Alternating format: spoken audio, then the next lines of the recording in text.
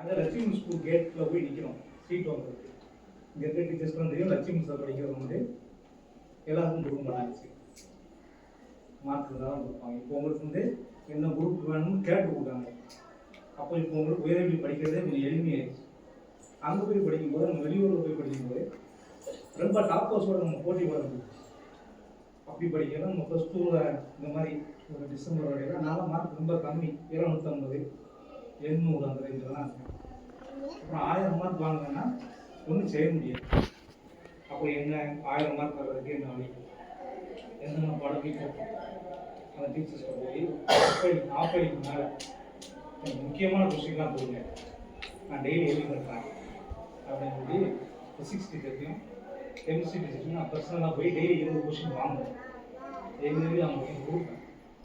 அதை கொடுத்து கடைசியில் ஒரு 3 மாதத்தில் கெமிஸ்ட்ரி நான் 190 மார்க், 150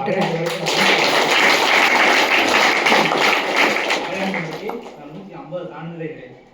கெமிஸ்ட்ரி 190 மார்க்கு, மேத்ஸில் 90 மார்க். இந்த ப்ரோக்ராமுக்கும் எனக்கும் பர்சனலாக ஒரு கனெக்ஷன். நான் பப்ளிக்காக 1002 மார்க், 1200 நான் எடுத்த 1002 மார்க்குக்கு எனக்கு தேவை தேட்டத்துக்கு இன்ஜினியரிங் கிடைக்கணும். ஏன் இன்ஜினியரிங் போக முடியல?